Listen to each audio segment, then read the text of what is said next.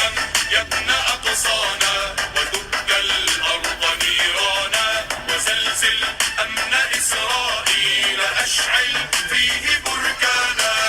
Assalamualaikum warahmatullahi wabarakatuh. Nama saya Aisyah Fahana binti Ahmad Sabri. Nombor metrik D 1831078. Okey, pada hari ini saya akan membentangkan sebuah tajuk iaitu jihad dalam berdakwah. Okey, pengenalan jihad. Okey, kita masuk kepada pengenalan jihad. Jihad dia sudut bahasa ia membawa banyak maksud yang merujuk kepada kamus lisan Al-Arab. Jihad ni berasal daripada kalimah jim, ha dan dal yang bermaksud menghadapi kesusahan ataupun mengerah tenaga. Okay, dari segi istilah jihad ni ditakrifkan pelbagai definisi oleh para ulama. Antaranya Al-Qasani mengatakan jihad pada uruf syarak digunakan pada mengerah sepenuh kemampuan untuk berjuang di jalan Allah dengan nyawa, harta, lisan dan lain-lain. Okey, kita masuk kepada dalil Al-Quran surah Al-Furqan ayat 52. Fala tuti'il kafirin wajahidhum bihi jihadan kabira. Yang bermaksud maka janganlah kamu mengikuti orang-orang kafir dan berjuanglah dengan Al-Quran dengan jihad yang besar. Okey, kalimah wajahidhum bihi ni merujuk kepada jihad ataupun berjuang dengan Al-Quran, yang ini berjuang dan berdakwah tanpa kepada mereka tanpa menggunakan kekerasan. Okey, maksud dia dekat sini ni kita berjihad ataupun berjuang ni dengan menggunakan Al-Quran.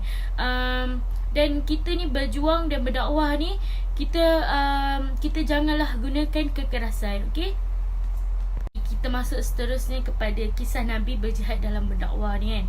Okey, surah Nuh ayat 5 hingga 8. Okey, Nabi Nuh ni saya simpulkan Nabi Nuh ni dia pernah menyeru umat dia pada siang, pagi, malam, siang untuk menyeru kepada kebaikan. Namun umatnya terdahulu tu dia buat endah tak endah je dengan kata-kata Nabi Nuh. Manakala diorang juga diorang menuntut bila Nabi Nuh menyuruh ke arah kebaikan, berdakwah, diorang akan tutup telinga diorang akan tutup kepala diorang, muka diorang dengan baju. Okey, Nabi Nuh ni dia berdakwah secara terang-terangan, secara diam, secara terbuka, tapi diorang akan buat endah tak endah dengan kata-kata Nabi Nuh. Okey, maka Nabi Nuh berkata kepada diorang bahawa mohonlah keampunan kepada Tuhanmu, sesungguhnya Dia adalah Maha Pengampun. Okey, jika kita mengkaji surah Nabi terdahulu, surah Nabi terdahulu, kita akan dapati terdapat Nabi yang tidak pernah melancarkan jihad perang seperti Nabi Nuh. Okey, sebaliknya pendekatan Nabi Nuh ni digunakan hanyalah dakwah semata-mata. Dakwah menyeru ke arah kebaikan. Okey. Okey, seterusnya kita masuk kepada kategori jihad.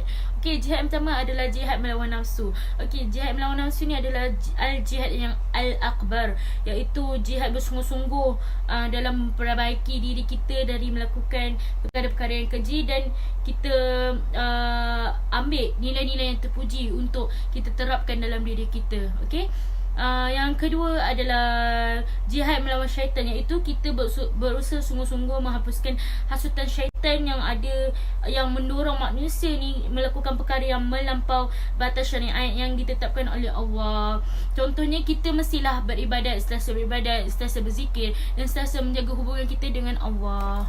Seterusnya, jihad melawan musuh Islam, golongan kafir. Okey, iaitu perjuangan menentang golongan yang kufur kepada Allah dan sentiasa menghalang perkembangan Islam serta memusuhi umatnya. Okey, firman Allah yang bermaksud orang-orang Yahudi dan Nasrani tidak akan senang dengan kamu sehingga kita ni mengikut ajaran agama mereka. Surah Al-Baqarah ayat 120.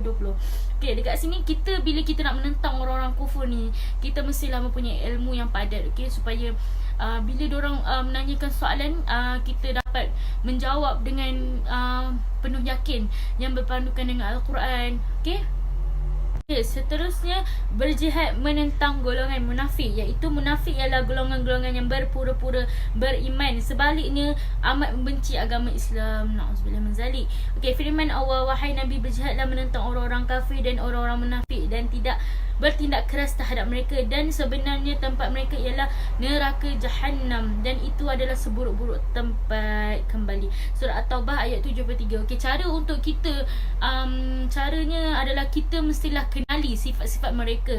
Yang kedua, kita mestilah memberi nasihat supaya mereka ni bertaubat. Yang ketiga adalah berhati-hati dengan tipu helah mereka. Dan yang keempat, diperangi jika ancam keselamatan agama dan negara. Okay, dan yang terakhir adalah jihad menentang kemungkaran dan kezaliman, iaitu menentang pemerintah yang zalim dan enggan melaksanakan perintah ataupun hukum Allah. Hukumnya adalah wajib, sama ada melalui perbuatan, perkataan ataupun hati.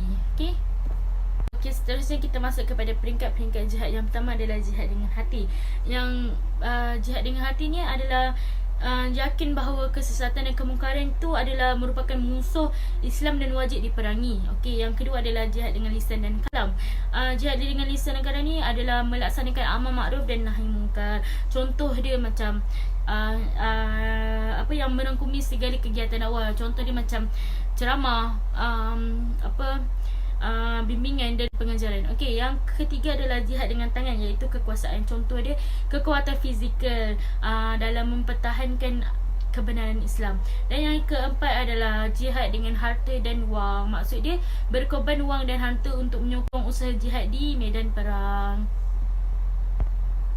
Okay, dan yang keenam adalah jihad dengan fikiran dan ilmu, iaitu sumbangan buah fikiran dan idea. Contohnya memberi ilmu dan ajaran Islam yang benar. Dan yang ketujuh adalah jihad qital, iaitu jihad berperang, iaitu bermaksud kemuncak jihad di jalan Allah, mereka yang gugur dan syahid.